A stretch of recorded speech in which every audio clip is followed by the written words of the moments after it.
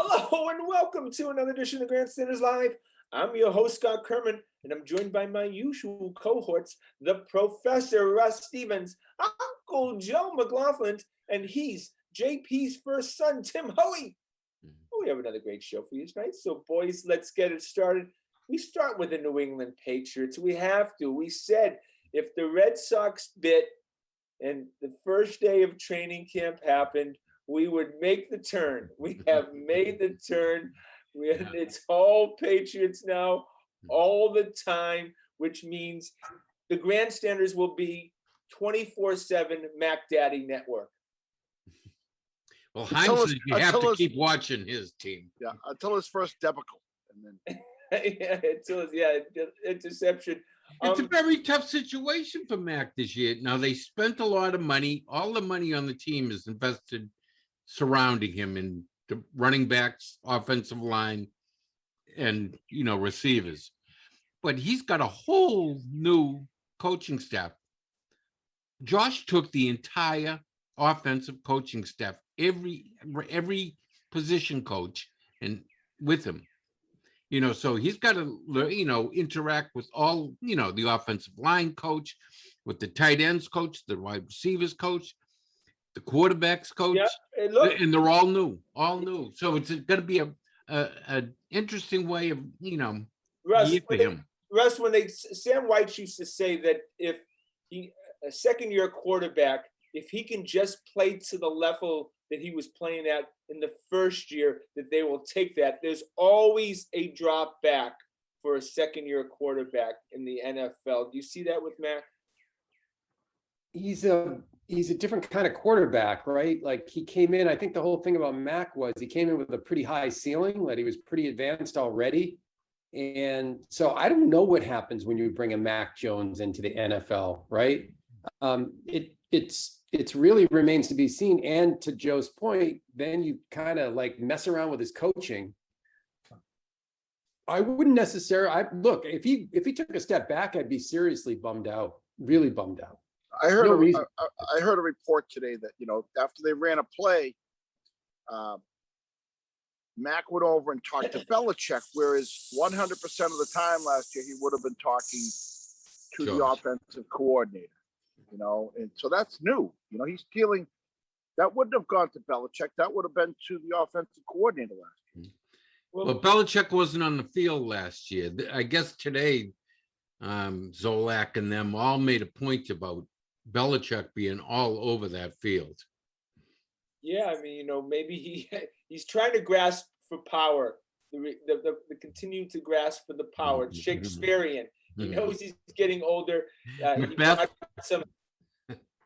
brought some of his old soldiers back into the fold with Judge and Patricia. He's trying to take control, and what better place to take control is than the main player on your team, the quarterback. Now his coaching staff has been rated. That's going to happen. I mean, that's what happens with success, and it's happened since his tenure.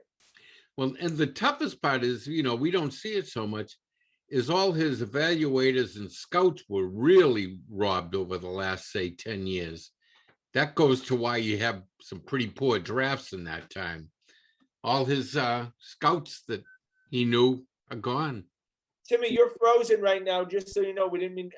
Timmy, you're frozen. Oh, you're back to being unfrozen.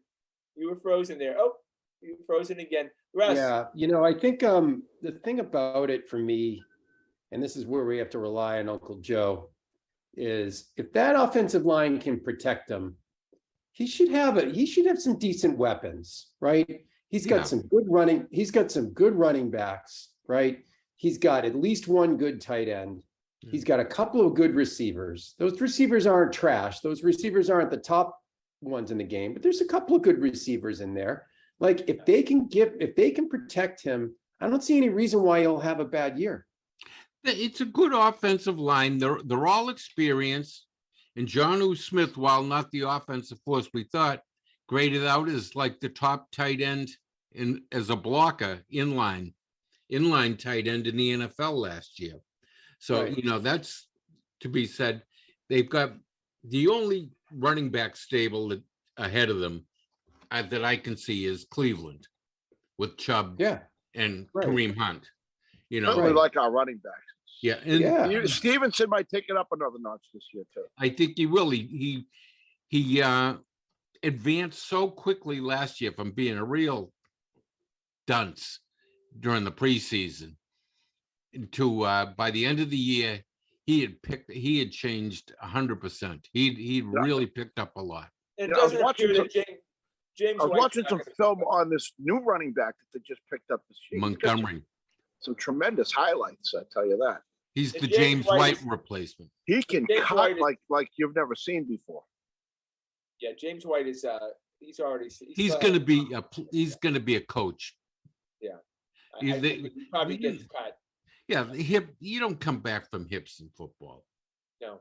Okay, so Kyla Murray, for some reason, gets signed to an extension. And he's $250 million. And I want to mention that they're now making him, he has 4 hours of homework a week. Mandatory. Where he actually has to act like he's watching tape. Mm-hmm. So what does this say for Mac Daddy signs a 4-year deal? I know, Russ, I'm not rushing to sign an extension with him right now, but ultimately you're going to have to pay him, of course, $40 to $50 million. Yeah, you're going to pay him when the time comes to pay him, and you don't pay him beforehand. And you got him for 5 years. Here's the problem. Here's the criteria that every NFL owner and GM should have, right? You don't re-sign a quarterback for max money who has never won a playoff game. Yeah. Like that just should be a freaking rule, like the Stepien rule in the NBA that doesn't allow teams to trade consecutive picks. Like that should be like a-hole idiot insurance for every GM. The NFL should say, you cannot sign a quarterback for max money unless he's won a playoff game. Dude has never won a playoff game. However, he's very exciting to watch. You know what I mean? God, he's a fun guy to watch. Yeah, but he loses all the time. I'm talking from an entertainment standpoint. Great. He's fun to watch. I agree with you, Russell. I agree with you 100%. But he's entertaining. It was kind of brilliant. You have to admit, he forced Arizona's hand by like taking the Arizona Cardinal logo off his Twitter account and stuff like that. He forced their hand to give him this ridiculous contract for a guy that. Do you remember? It was supposed to be more ridiculous, but they didn't have enough money to cut the check. You have to put money in escrow, to cover so much of the check. Arizona didn't have enough money, so they had to sign him for $230 instead of the $250. So not only has he never won a playoff game, if you search in our text string for pooped down his leg, I'm quite sure that that's how I described him playing in the playoff game that he played in last year. Couldn't He have was played much worse. And in epically half the bad. regular season games he plays, he does the same thing. He's got that Brett Favre throw 3 interceptions in the fourth quarter stuff. Yeah. He's undersized. I question all the things about Kyla Murray. Who would you rather have right now, Murray or Mac Daddy? Wait a second though. I will say this about Murray. He's got someone really good giving him advice. He He sure He does. certainly does. He freaking shook them down. That Totally. was a shakedown. And the Bidwells are the cheapest pricks on the planet. That's Best why they're in got it. Arizona. He Best squeezed stat it out of them. Best stat I saw this week, he'll get paid $46 million a year. The Oakland A's, remember, he was the 9th pick in the draft. He left the A's to go to Arizona. That's less than they will pay their whole team currently in their current That's a great roster stat. to play in this season. So I think he kind of made the right decision, huh? Yeah. I mean, it's Yeah. remarkable. he All right, so did. the question is, And yes, Scott, the answer to your question is yes, the Patriots will need to pay Mac Jones 4 years from now. That's plenty of time to invest the money that you're not spending on Mac Jones in good players, good offensive linemen, good receivers, good defensive linemen. Now, Joe, where are the Patriots in payroll in the NFL? They don't have a whole lot of room right now as far as the I mean, cap. are they top 20% in the payroll? Well, as far as lack of as money committed so far, yes, they'd be Yeah. at the top. okay, so breaking news from the Grandstanders live desk. Devin Garcher, who had really one good game, somehow magically gets a 2-year extension, $18 million of it guaranteed. This is out of nowhere. Was it something where they just watched the tape of the season and he must have graded out well? They're going to cut a couple of the other guys, Lawrence Guy and someone else. I mean, they throw quarters around like shore covers down there, so you know that they must have liked something about it. I don't get it. They must have film or gradings on him that suggests that he was better than it seemed. I mean, they couldn't stop the run late in the year last year. That was the problem, right? Yeah, I mean, wouldn't you have taken that money and gotten a new guy?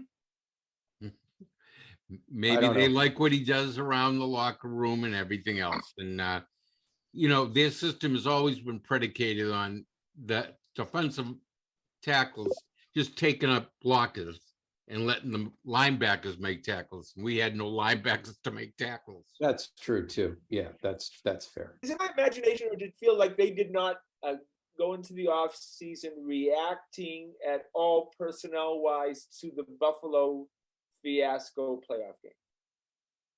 That would be the apparent thing, because we were all left stunned and devastated and saying, years, like when Bledsoe was here, they didn't have a great record, but they were ending. You could see them improving, and as they went along and getting better. And we went the other way last year, so I don't know where that optimism comes from, because this team degraded as the season went on. It did not improve. So I don't understand that philosophy, to tell you the truth. I don't know if they degraded as the season went on. They reached a climax right at the break, and they would, after the bye, they were awful. They didn't win a thing after the bye. What did they lose? 4 straight. I'm hearing a lot of rumors that that Bill Belichick is trying to protect Stephen Belichick, and that a lot of this no coordinators and all this stuff, and we don't even know what Stephen Belichick's role is right now. He was an outside linebackers coach and stuff. He's trying to create some smoke so not to have to get rid of his son. What do you think? Yeah. of that? So they can't pin anything on him? Yeah. Well, there's 2 sons there. 2 Yeah, sons but on the Stephen is the defensive one that's staff. out there. He's the one who's on the sideline, the one the camera hits all Yeah. the time. And the daughter's got a position too. Yeah. Is Bill Belichick, Russ, what is he doing with the coaching staff? Is he trying to be the smartest guy in the room? He Well, always is. I do think there's probably a few things at play. One is, I think so long as Patricia and Judge aren't coordinators, their old teams have to pay their salaries, right? So I think, Scotty, you've talked about that forever. Joe, you've talked about that forever, right? So, they get these guys basically for minimum salaries. So that's one thing. And I think there is another piece of it where, look, Belichick has done this plenty of times in the past where he's wanted to take the pressure off his team, where he makes himself the issue, and then everyone points their energy at him and they don't point their energy at the team. And I think it may be a combination of both. Look, this draft got panned. I don't think it's going to be as bad as people think. He got a lot of good athletes, but the fact is that they needed a good draft last year. They needed guys to contribute. Mac Jones, Barmore, Stevenson did do that. Yeah. This year, we need the same thing. We need the guys that he drafted. We need at least 3 of those guys to basically be starters. Would you agree? Yep, exactly. Right. I outside of Cole Strange, I don't see anyone else being a starter unless one of those Jones boys surprises and becomes a starter in the defensive backfield. If Timmy, if hype was anything, that Jack Jones, I've never seen a more hype. What is he, a 4th round pick out of Arizona State? He kind of had a bad day for the first day. I know, but you can't read his college film looks great, But I mean, you're looking at the highlights. You're not looking at the bad stuff, But hopefully, you hope these guys know what they're doing and they did their homework and they know what they're getting. Their jobs are, well, maybe Belichick's job isn't on the line, but if that's your job, boy, you better come up with some gems, Yeah, it's funny what happens after the draft, at least for me. I don't know about you guys, where like at this point in the year, I forget who was the 2nd round pick, the 3rd round pick, the 4th round. And all I care is that these guys play well. So if Jack Jones was a 4th round pick, or should have been a 5th round pick, or Marcus Jones is, and he comes in and he plays well, what the hell do I care? I can't even remember which freaking round they were drafted in. Yeah, it doesn't something. matter. I mean, they half of their star cornerbacks have been off the street, free agents, right? Undrafted. Look, God knows what they might, some guys out of thin air for all we know. And I'm telling you, they've had one practice. The coaches now are sitting in a room and they already know. They already know what these guys look like. They've got the first 30 cuts already. Who are players, who are not. That's why, look, a team like the Patriots has, 19 straight years have had a free agent, a street free agent come out of the draft, and they had that meeting the day after the first day. That kid we signed out of Alcorn Street, he's going to make this team. They already know this stuff, and we'll see even tomorrow, the next day, when you start all of a sudden seeing who's playing with the first team. That gives you a lot of intelligence.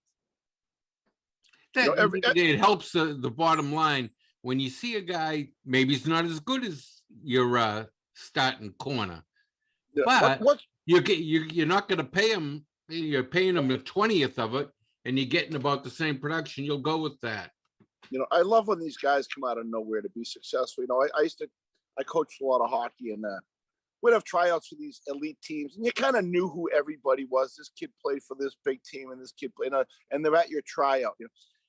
And inevitably, every year, there'll be a kid out there who just came out of nowhere, who was dominated. And he's on nobody's chart. He's on no one's sheet.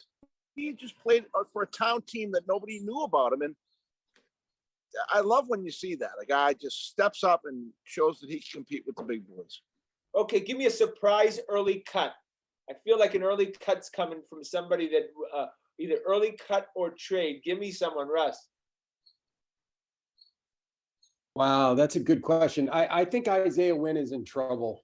I really do. I think he makes a lot of money to play a right tackle where he may not be a lot better than the guy behind him in line. Right. And they're tight against the cap, Russ. And so somebody, they're going to need some space for movement during the course of by the end of training camp if they want to sign some guys off who've been cut, and during the course of the season. Joe, give me a guy. Well, you want a big name? It could be like James White. They might say, James, time to resign. Yeah, Retire. I think. Same thing might happen with Malcolm Butler, although they're pretty short-handed at the cornerback position right now. But you never know, one of Timmy's undrafted free agents might boost him right out the door.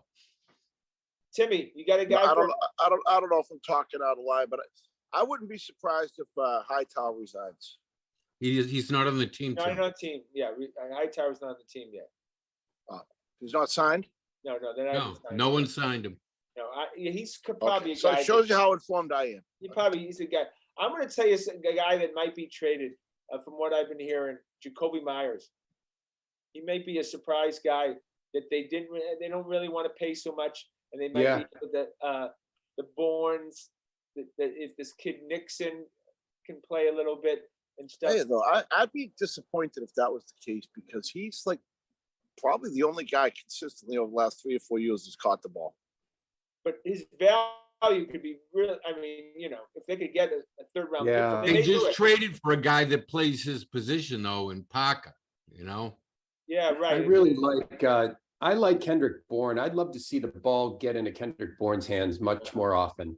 I really do think that guy, it's the kind of guy who he likes to do stuff with the ball in his hands. And Jacoby Myers, God bless him, he can catch it. He does nothing after he catches it. To the ground, directly to the ground. Yeah. It might be a Marcus Smart thing where his value is highest right now. You had to bring the Marcus thing up, didn't you? But you're not going to get. You're going to get now a 6th or a 7th round pick. No, you get better than that, Joe. No, you won't get better than that this time of year. No, you won't get a 2nd. Everyone's got 90 guys there at their camp. They don't need this, a has-been from the Patriots. Well, I'd like to see Aguilar go. I know you guys are a little higher on him. I never have been. Last year, I don't know. I thought he's got to be an improvement. He's got to improve over that. That was just disgraceful last year. There was a time when Aguilar was like a good pick on DraftKings. He put up some good numbers for a couple of years. By the way, I think that I would not be surprised if Aguilar had a little bit of a bounce back year. I mean, they could cut him, but if they keep him and you've got Parker and Bourne, and Aguilar is just the run deep and see if you can catch a couple balls a game and go, get one for 45 yards. That's fine. I wouldn't be surprised if that worked. But isn't Thornton the replacement for him? Yeah, but in a lot of plays, you're not. It's going to be a running play, or it's not going to be a deep threat type play. You need someone to throw a block, and I don't think that 180-pounder is scaring many people in that. My guess is this is a redshirt year for that young man. Put 10 pounds on him, teach him how to block. Maybe he plays a little bit of special teams here and there, and see what you can do. But might be right, Scott. If Thornton spikes and flashes in camp, then they might try to pawn Aguilar off. But you can't really trade him. That's a big contract. Yeah, apparently there are teams interested, but that's where you're not going to get any more than a 6th round pick. You're going to what's he making right now? A lot. 12. 9, 10 at least, right? 12. No, it's double figures. It's $12 million. $12 million. So we'd have to consider that a lousy sign, I would imagine. So far, but like if the guy catches 40 passes and he averages 15 to 20 yards a catch, I don't know. Like he's talking a good game right now. He keeps talking how much he's learned and how much better acclimated he'll be to the system and everything. Right. He was invisible over there on the right side this year. I don't see anything. All right. And also he has crappy hands too. So that to boot. All right, boys, we have to go to the Boston Celtics. Such a quiet week with the Celtics. Didn't really hear anything. I know. You know who was the happiest? Who was the happiest when that announcement came out? The sports talk show guys on TV. They were running out of, there was only so many ways you could talk about Kevin Durant and Kyrie Irving.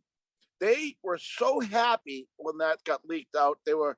It just dominated the airwaves for a week. I know. I wake up Monday morning and that's the first thing I see on Twitter. I'm like, oh, for God's sake. All right. Okay. I understand Kevin Durant is a fantastic player, one of the top players in the league. I also understand he's 33, come off a major injury. That guy has lots of tread on him. Jaylen Brown is the future. He's 24 years old. He's never going to be KD, but there's not a chance right now that I trade Jaylen Brown for Kevin Durant, who not only has physical baggage, but never stops talking. Well, here's a couple. If it was questions, straight up, Scotty. I would make the deal. Scotty, I'd make it just for the fact that Durant has 4 years left on his contract, and Brown only has 2, and he's going to be looking for every last dime out there, I believe.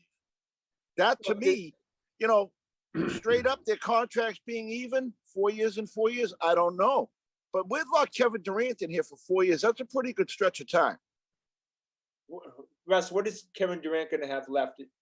3 years. 37, 6 and 37. I think Kevin Durant has 2 really good years left, and if you look at his last year, the guy averaged 30 points a game. I mean, he is a better offensive player. He's a better playmaker. He's as good defensively as Jaylen Brown is, because Jaylen Brown's defense is very good, but it's very good in this system. He's a little overrated. So I think this is, Scotty, it's this classic, you want to maximize your chance to win a championship sometime in the next 2 years, or do you want to maximize your chances of making the Eastern Conference Finals or NBA Finals for the next 5 to 7 years? It's a philosophical thing, because, by the way, if you got Kevin Durant and gave up Jaylen Brown and Derek White and a bunch of picks, you have a much better chance of winning the NBA title over the next 2 years. There's no question in my mind about that. I agree.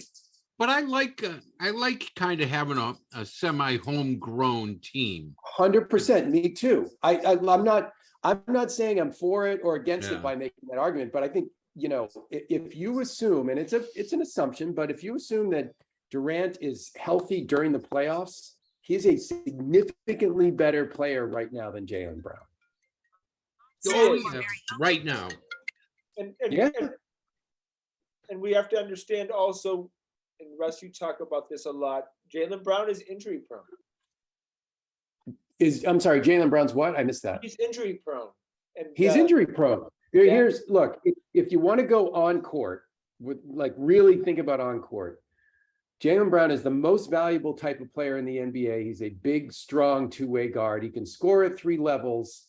He works his ass off, right? However, Jaylen Brown's also injury prone, not a good playmaker in terms of ball over all the time. And, look, he was the best player in the finals for the Celtics, but that guy drove us effing crazy with his turnovers. Yeah. Well, a lot of that's Marcus Smart being invisible. No, a lot of that, no, Joe, a lot of those turnovers are Jaylen Brown comes down the court, doesn't know what to do, and throws it to the other team. Yeah. You can't blame that on Marcus Smart. Drives through and tries to drive through 3 guys and can't. His handle is terrible, not NBA quality. So look, this is like a really, really hard decision, right? Because this is the classic max out the window now or keep the window open longer. And I don't, it is not 100% clear to me right now. I probably lean a little bit against it, but if you told me that Ime was excited about it, oh, sorry guys, I thought my video turned off. Sorry about that. If you told me that Ime was for it and KD was for it, I would be pretty interested in it. Yeah. Okay. Russ, so you brought up some great points, Russ, in that text that you sent out. There's a lot of pieces here. Does Durant want to come here? Is he going to be miserable here? Right. That's and what's the ledger sheet say? How much does KD cost versus what they're paying? It's Jaylen basically White. Joe. It'd basically be neutral if White and Brown went, depending on what the other pieces were. It's basically neutral. Like it doesn't. It's. I know Jaylen's on a very team-friendly deal right now. Yeah. I like that package the Celtics put together, but I wouldn't go much past that. I agree. Here's what I would not do, and Scotty won't be surprised. I would not trade if it was Jaylen Brown and Smart. I wouldn't do it because I think you're really hurting yourself defensively. No, right? Could you? Wait, Scotty, you agreed with that? No, I wouldn't. No, because Marcus Smart has a certain amount of value. that I wouldn't put on it. I think Smart has just these intangibles that he brings to the competitive aspect. Exactly. He's the most overrated player in the league, but I would never trade him because he brings that dirt dog attitude that someone's going to bring to a team that, gets everyone else going. I mean, the guy painted his hair green for the playoffs. I mean, Marcus Smart, though, no, this is a different Marcus Smart. That we have him with Brogdon now. Marcus Smart's going to play a role that we want him. He's going to be like the old-time Celtics. He's going to focus on defense. Marcus Smart's not going to be taking any shots in the last 3 minutes anymore. That Brogdon is so much better of a shooter and so much better of an offensive threat. I love Marcus Smart on this team. Is Derek White a duplicate skill set to those two? Yes, he absolutely is. But we realize that you need that depth, especially when you're in the finals, to win the finals. So he's a luxury that you need to get to where you want. Yes. Yeah, totally. Yeah. Our depth was the lowest at the big man position, though, in the but we don't playoff. have. I mean, you see, it wasn't about in the finals. It wasn't about big men. No. I mean, everybody. But Embiid, we didn't have to go against Philly, so we didn't have to have that exposed. If we went against Philly, we'd be talking a lot about a big man right now. Yeah, well, that's why you're going to get like the Dwight Howards, the Hassan Whitesides, and you're going to beat them up a little bit. Look, the '80 Celtics had Greg Kite and Rick Roby. I mean, that's the kind of guys that they had, and they functioned just fine. PJ Brown in 2008 played that role. 6 fouls kind of guys, like Grant. But I have to say, Joe, your microphone is so much freaking better than it's ever been. My God.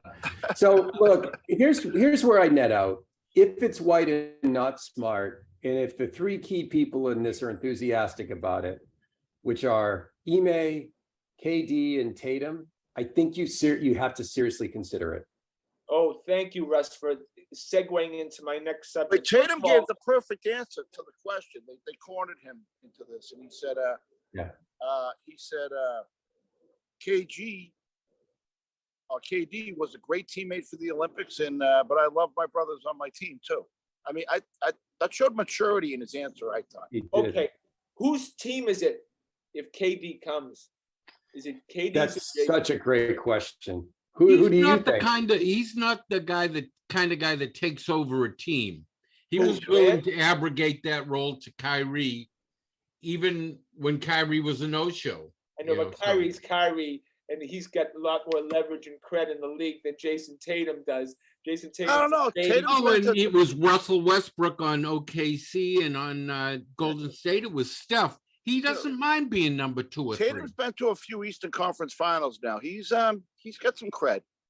Okay, I don't so know. Joe, Scotty, what do you think? What do you think, Scotty? KD's team. Yeah. It is. I think that KD is literally one of the top 5 offensive players in the history of the NBA. Yeah. Jason Tatum will never be a top 5 player, offensive player in the history of the NBA. He just won't. He's not 7 feet tall. Like, KD is so freaking good and has been good for so long and won 2 championships that he's gonna be the alpha dog. Now, he may defer to Tatum, and but Tatum has to be cool with KD's gonna be the superstar on this team, period. See, I think KD, though, his personality is kind of mild, and I don't think he craves to be that guy everyone's looking at in the locker room. I think he's the kind of guy that will go out and do it, though. Yeah, he'll do it, but he doesn't need to. Guys, you're wrong. KD doesn't have to because he is the man. You're talking That's about exactly right. Well, that's what I was kind of getting around. He doesn't have to beg for your love. He doesn't have to answer your letters like Ted Williams doesn't. Does God answer letters? Let's put it this way: if there's a pack of 25 reporters and no one else in the locker room, and KD walks in with Tatum, who do you think the reporters are going to go talk to first? Of course they're going. Kim, who do you think? Okay, but we know the final answer of the question is always this, boys. And we'll start with Russ. Russ, who's taking the final shot? KD. Joe, who's taking the final shot? In that scenario, yeah, it's KD. Timmy, who's taking the final shot? You know, if we get down to the finals, KD, Marcus throughout Smart. throughout the season, Yeah, if KD Throughout can the wrestle season- the ball away from him. Marcus think would they might- piss his I think, pants you know, before he I can see it shot it. starting out is they're both deferring to each other on the final shot. There might be too much passing, or like when the Olympic team first started playing the dream team. You know, they lost to a college team because they all wanted to make the extra pass. I think they'd figure it out down the line, and KD probably ends up being the guy. You could have Kareem Abdul-Jabbar, KD, Jason Tatum, and Michael Jordan, and Marcus Smart on the court, and Marcus would think he's the one who's supposed to take the last shot, right? Like, I got this. Nah, he wasn't like that in the playoffs this year, though. No, He was scared to death come the last minute of the game. Rightfully so. He All was they got to do pissing is his pants. you know, all the coaches have to do is show him film of himself shooting, you know, how many he missed. And come on, please just watch and understand why we're asking you not to So shoot. let's take a step back. Like, how cool is this? Because if the Celtics don't make a trade, they go into this season as they're currently the favorites in the NBA, having added to their team from last year and subtracted nothing of value. Or the Celtics make a trade for one of the top 5 offensive players in history that, you know, we may all feel a little bit of a pit in our stomach, but like Scott Kerman is going to be KD's biggest effing fan. If they make this deal on August 1st, by August 3rd, Scott Kerman is going to be like wearing KD jerseys around Brooklyn. It's true. I know, right? He's our boy then. Yeah, of course. He's our man. Yeah. Right? Has to be. Right. What I like that I hear about him, he doesn't raise the ruckus. He just likes to play basketball. He does. It's kind of the He word wants to out play basketball. He's a pain in the ass. He asks out. But he's like Tatum. Tatum and him, they just want to play basketball. And That's Jason good. Yeah, and Jason Tatum's just licking his chops because they'll never double team Tatum again. Oh Never. my God, no. yeah. No. He's going to be wide open. Oh, KD on the left, Tatum on the right, both Oh of them my open. God. They can just pass it back and forth and then take the Yeah. open shot. And you then know, those surrounding pieces. I mean, just think what it does for guys like Al Horford. I mean, Yep. Oh, Grant Williams all alone in the corner. Okay, so I know I'm a dreamer. Is it possible if the market apparently Miami's No. out? I know Is the it- answer. I know what it's question you're going to ask. possible There is a 0% possibility. Zero you're gonna chance that we KD. can do this without 0%. No. Without zero. what? Can you do it with the money? No. Wait. What's the question? Can Scott? you do it without Jaylen? Can you get No. KD without No. Jaylen? Yeah, you No. could trade Horford and White, maybe. But like, you know, they don't have enough draft picks. Their draft picks are going to be great. I mean, they're going to be horrible because the Celtics are going to be top 4 team. So you can't get KD without giving up Brown. Yeah, I from New Jersey's perspective, he has to be the most tantalizing thing being dangled in front of them right now. He had Right, a great it's Hard to playoff. find a partner for him. So we gave him Marcus, D. White, Time Lord, Pritchard, and I don't like the Five personality of. I think the Well- personality of this team changes if Marcus leaves, though. Well, here's the problem with that, Scotty. Like, And Rob, too. then what do you have left? Like, you've got 3 guys on the wing and Malcolm Brogdon maybe, and I don't know, is that enough to win a championship? Maybe. The thing the Celtics have going for them is even if they trade Brown for him with like White, they still have enough to win a championship. Not that many NBA teams can say that. Yeah, we're not giving up Rob. We're not giving up Marcus. You know, we're not giving up. Yeah, Miami can't make the trade because you'd have to include Bam Adebayo, and he can't be traded Yeah, given the nature of his Brooklyn. contract. He can't be traded to Brooklyn. you know, Rob is another guy that I don't want to see go. You know, I think Okay, we've but only that's- touched what he can do. again, we do this a lot with the Red Sox too. We do it a lot with all our teams. Let's not fall in love too much with all. I of our like what I players. see in Rob, though. I like what I see. So let's. I We mean, always overrate our hometown heroes. That's we do. Boys, they just went That's to a the given. finals. A very, very young team just went to the finals. A lot of upside. And he said, I don't think we're overrating them. I think they're very young. I mean, Rob is just starting to find his legs, and he looked damn impressive defensively. Right. out there. But here's the thing. I don't know what I haven't looked at the numbers, but Rob Williams has an average 50 games played, or he doesn't play in more than 2/3 of the games. That's your problem with Rob. Like, if Rob was going to play in 65 games a year, 70 games, that's a whole other thing. Fantastic. But you get Rob for 45 or 50 games a year, not that great. That's the two guys in the playoffs you wondered about during the whole course of the playoffs is Rob Williams and Jaylen Brown. And, don't think that they weren't sweating that out too. They were. Right. Jaylen Brown, Brad had a conversation with the Nets. Remember, again, the Nets are one of our main competitions to get to where we want to go. Was it because, as Russ mentioned in his text, because maybe Jaylen, even though Jaylen would be paid the most by the Celtics, may not want to be here after 2 more years? Well, I think he's going to test the market, Scotty, is what I think he's going to do. Well, you don't test the No, market. he would get Okay, more so from the the Celtics can Celtics. pay him the most. I can't Yeah. see him leaving if the Celtics can pay him the most. I don't. I think, look, what happens in the NBA nowadays, and you just saw it with Zion Williamson, these guys sign the contracts with the team that can pay them the most. They spend a year there and then they ask out. So it's most, honestly, if you were to think about like what's realistically our timeline with Jaylen Brown is we have him for 2 years. The Celtics will sign him to a max contract because they can give him more money than anybody else. And then after that year, he'd ask out if he wanted to get out. You're right. He might want to go to Atlanta, where he's Right. from or something. Right. He Okay, seems so relatively content right now. I don't know what's behind the scenes, but Yeah, you don't hear much griping from him. you don't. okay, now that it was posturing by the Nets. Clearly, Woj and Sham definitely They used him. They used Shams they as a gave the puppet. Nets some love. Look, these guys have to give love. That's how they get these scoops. Yeah. They give love and then they get love back. We know how that works. Now that Miami is dropped out, is it something now that there's And no market and the Celtics take it 50 cents a dollar? Phoenix signed themselves a contract that took them out of it too, right? It didn't take him out of it. It made it a lot harder to me. Yeah. But okay, Jaylen Brown and Derek White, I would consider that greatly. But don't you think the odds are about 5-1 that Kyrie and KD are still with the Nets next season?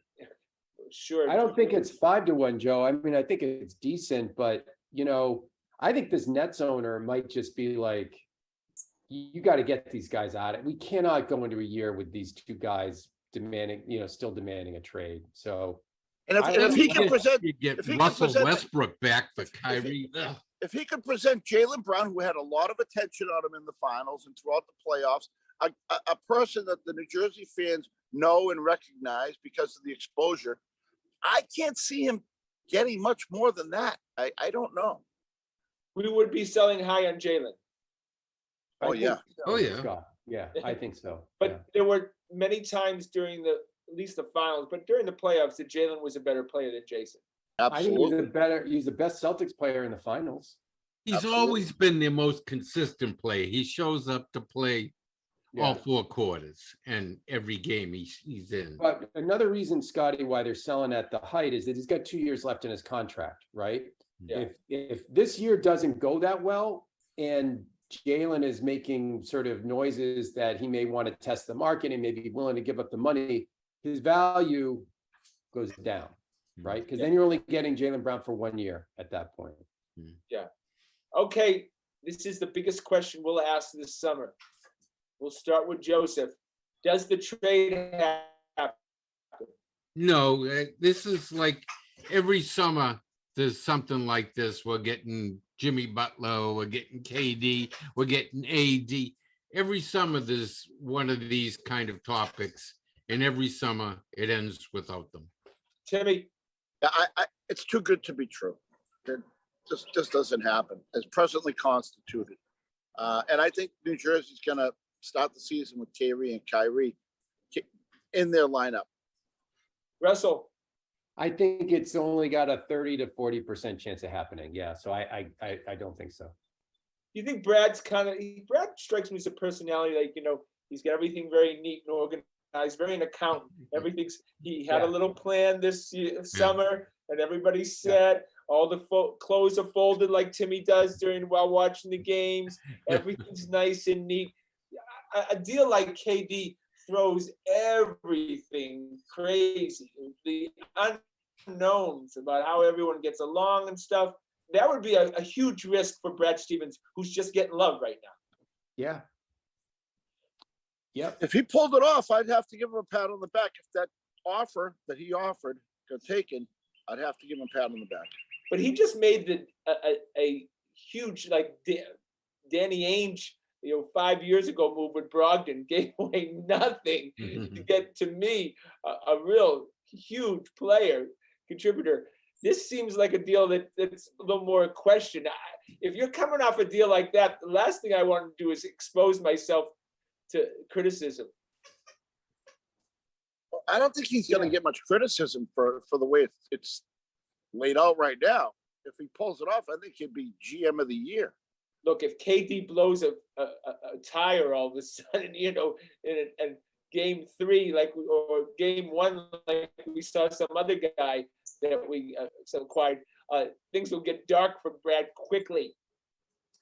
Is Russ would know this. Is he getting a supermax? If he did become a Gordon Hayward, if he would have to get the absolute max, the super max, he'd have to make an all NBA team sometime in the next 2 years. So the answer is possibly, but the no doubt the Celtics will absolutely be able to offer him more money and an extra year than any other team. And that's why the vast majority of these super maxi kind of players end up re-signing with their current teams, right? Oh no, I meant KD. What's he getting? So that if he came here and was injured and you had to pay him for 4 years on the guarantee, what would he be getting? If he was injured, I don't know. No, you'd be screwed. That's one reason why I wouldn't go with a 33-year-old guy. But what's he at he's probably the $40 million range, right? He's not like this $50-60 million range that are getting. He might be 50. He might be 50. No, he's 45 this year. It's an absurd amount of money. It's an absurd amount of money. All right, before we go to the Red Sox, I just want to mention, they get KD. The Celtics have the 2 biggest stars currently in Boston sports. Would you agree in Tatum and KD? Yes. What about your Mac Daddy? Too bad. No, not yet. I'm not giving Mac Daddy over KD and Jason Tatum just yet. All right, go. Hold on. Durant's average salary is $48.6 million a year. And you'd be on the hook for that for 4 years if he got hurt. Well, that's Wick's money. I could care less. That's but they wouldn't sign it. That would mean they wouldn't field much of a team for the next 4 years. Yeah. Joe, you put KD on their team and their franchise grows. I'm just saying, what if he gets hurt early? 5 to 10% in value. KD is a huge name in sports. He brings a lot of marketing dollars to that. I'll tell you, banged out every night. I'm guaranteeing. I would have no problem getting rid of my Celtics tickets. Right. That's true. All right. Go to the Red Sox, and it's about as painful as it gets right now. Every time. Are they on course for 95 wins? 95 losses? No. Right. They were actually at some point. They were for a millisecond. Yep, they're last place right now. They're the last place team in the AL East. I love Heim, but all the criticism right now, I can't even criticize Henry right now because I don't know who we're going to sign or not sign.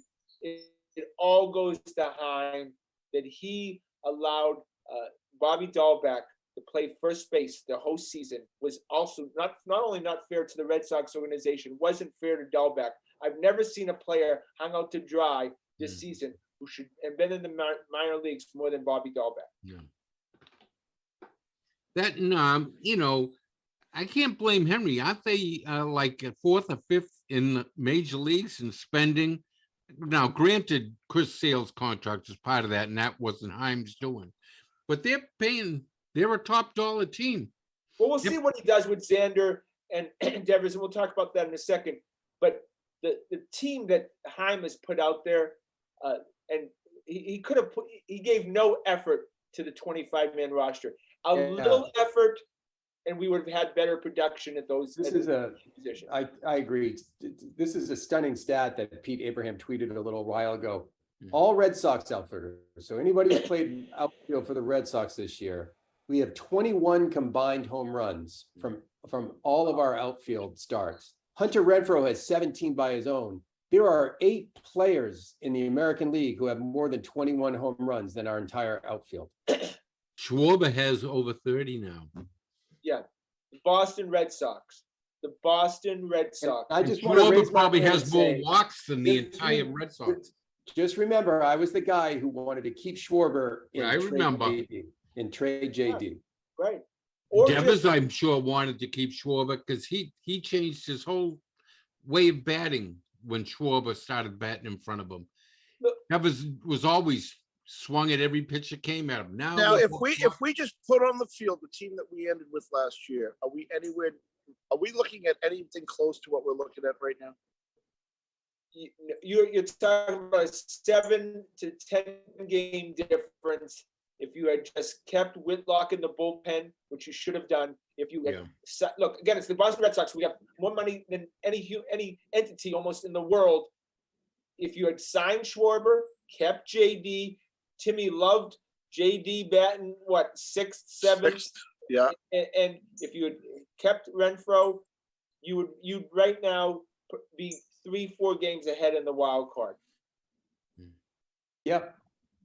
Easily. This is stuff that we were all saying, right? All of us were saying this. How does Hein not see it? Did it all? I'll go back to the not getting Suzuki. Was everything hedged on getting Suzuki? Well, I'm sure I don't understand. We think in any other plan. We think in the short term because we're fans. We're going to the game. We think about the game that day or that week. I get he has to think in the long term, not to defend him in any way, because I think he's done a lousy job, but he needs to, in his job, he needs to have a long-term plan, and he's got to stick to it. You're the Boston Red Sox. You cannot have throwaway seasons. You are not allowed to do that. Yeah, John Henry pays enough money that there shouldn't be. Yeah, I mean, Tampa Bay they've had zillions of throwaway seasons, and the occasional, all their first picks in the draft all mature at the same time for a year or two, and they have a good year. You're not allowed to do that in the city. And it's not Alex Cora's fault. It's not Alex Cora's fault. The right field position and the first base position, that has been the 2 worst positions I've ever seen with the Boston Red Sox. You're basically having your pitcher bat twice in the lineup. We had 2 guys, Verdugo's really, I've always said he's a 4th outfielder. We had two guys. But, if he's your worst guy out there, that's okay, Right. But if, it's questionable if he is a major league starter on a legitimate playoff team. If he's not, then at times we're throwing 2 major leaguers in Xander and Vasquez right now out there. Otherwise, the rest of these guys are minor league players. Now, Verdugo would be fine batting 7th or 8th in the lineup. He's not a middle of the lineup type player, and they've been using him as such. He's not going to thrive there. He's just not far. In the great history of the Boston Red Sox left fielders, Alex Verdugo is a 4th or 5th outfielder. There was a couple of them. Jim Rice and Yaz were there to give David Ortiz's awards last night. Manny, that guy was pretty good too. I mean, he wasn't there last night though. I told you, Alex Verdugo, Reed Nichols. That's what he did. You guys don't even remember. That's a name I almost didn't remember. When I was younger, I used to use Reed Nichols as an alias. that was my. It would still work. All right. Who again? As we get, we're a week away, right? So the deadline is August 2nd. So it will pass before our next show. Mm-hmm. This is big, guys. Lots of decisions on the show tonight. Russ, Who goes? Well, I said this to you guys the other day. I'm starting based on principle, but also value with Houck and Duran, because I don't think either of those guys get it. And I don't think you can ever expect them to be team players who will sacrifice anything. I would trade Martinez because he looks like his power is fading. He's in a fade. I'd probably trade Evaldi. I love Evaldi, and if we traded him, I'd love to try to re-sign him for cheaper money because I think he's a gamer, right? What he's done. And then I don't think, other than Xander, I don't think the rest of these guys have much value. So if you want to trade him, great. If you don't want to trade him, I don't care. But I think it's Martinez and Evaldi, and then on principle, I just can't stand looking at Jaron Duran, and I'm not that thrilled with Tanner Houck either. So if I'm another team, both of those guys you said, Evaldi and JD Martinez, they could bring something to your lineup immediately. Absolutely. You stick JD in the 6th spot in any lineup, and he's gonna make it happen. And Evaldi, he's shown us what he can do. Yeah. All right. So Timmy, you have the same guys going. Exactly the same. Those are two tantalizing things that I would want a lot for. I would want a nice return for both of those guys because I think that they could really add to a team. Joe. Well, normally I agree with the professor, but and I'd like to see Houck and Duran packaged off myself, just on general principles. But that's not Heim's nature. He keeps the young guys young and cheap. Yeah, no, I don't think they will. They should. I don't think they will. They should, but I don't think they're gonna because they're cheap. And I think I'll go with JD being packaged off because he's really not worth that much anymore. He's a singles hitter, occasional walk, and he's become Mike Lowell on the base paths. You need 3 more hits to get him across the plate. He's so slow out there with the leg problems and the back problems. And so getting rid of him would be an advantage, I think, to that lineup. He gets on base a ton, but, you'd love to be the batter behind him. But get rid of him. Okay. What about the Red Sox? I don't think, Joe, you done? Yeah, but I don't think they're going to get much for either Evaldi or JD. I mean, they're both rentals. You might get a couple of second-tier prospects for them. You're not going to get top prospects for them. Joe, that's exactly what I was going to say. We're going to be undervalued as far as the prospects we're going to get back. Evaldi, if he pitches well tonight, this could be his last start for them. Pitches well tonight, he could get him a top-tier prospect. I don't think JD, no one's going to give you top-tier prospects. Yeah, the Red Sox have their system, whether these guys come to bear fruit. The Red Sox are deep in the system, so it's not going to be any headline. They just had a good draft. Not going to be any headlining guys. I do think Houck stays, Russ, because, he's an arm they developed, and you don't give away those type of arms because it feels like a Nick Pivetta thing if you do with the Phillies. You'll come to regret that. Duran, they will give away. That's a point where they're definitely. I think Heim's going to come under a lot of criticism for a long time. I wanted, before we go to the Bruins, I do want to mention, I would not pay Xander $30 million a year. I just don't think anybody is going to pay a guy who has 7 home runs and 39 RBIs right now coming into August a 7-year, $30 million a year contract. Yeah, will somebody give it to him? No. That's the question. No, I don't think anyone will, Tim. I don't think the market will value him much more than 20 a year. So you let him go shopping and then I think I do let him go shopping. Yeah, and let him come back.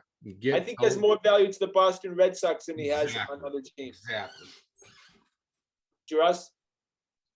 I think I would probably go. I'd probably offer him, 25 a year for 5 years. Okay, right, fine. For being a lifelong Red Sox guy, I think that's fair. But he and Boris aren't going to think that's right, and let them go to market. Yeah, I think he's. Yeah, I'm not completely sold. You got to put up numbers, and I mean, your free agent year. This is usually when these guys step it up. Vasquez has stepped it up. 7 home runs and 39 RBIs. And you're never in the Gold Glove conversation either. Yeah, and you're a subpar shortstop. Although I think, I'm not so sure about that. I think, my eyes tell me he's okay as a shortstop. He makes the plays. When they come his way, he makes it. Joe, he doesn't get to plays. That's That when could he be. gets to him. Yeah, when he gets to him. Yeah, but he doesn't get to him. All right, we finish off with the Bruins. Guys, some little voice in my head said, not a fait accompli that they signed Patrice Bergeron. Interesting. I know there's been it looked like a done deal 2 weeks ago, and then all of a sudden nothing's happened. Yeah, well, all of a sudden, what? Cold feet? Well, they're trying to create, I'm wondering, Joe, if they're trying to create cap space to do it. And because I don't think they have enough money to with the arbitration for this other kid and then having to deal with Bergeron and probably Krejci, they might be trying to move guys at this point. Yeah, and signing Zaka there, they'll want to extend him. And of course, there's the Pasternak signing looming over everything. Right. Just feels like the Bruins are the Washington Wizards of the NHL. I was looking online, I forget which publication had it, but and they were ranking the prospects in each system. And guess who was dead last? 32. Ooh, That's really? not good. Dead.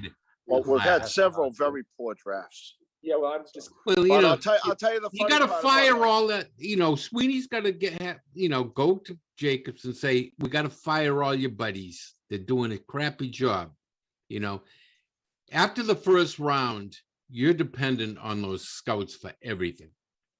The funny part about it is I had 3 calls from friends this week asking me to promise them a set of Bruins tickets for this year. I know you. We're just lemmings. We just go. I know you do. All right, so that's our show for tonight, boys. Want to thank Ian behind the scenes. Again, check us out on Spotify. Sign up for the Grandstanders. Listen to us during the week. I know everybody's listening to us while they're out at the beach.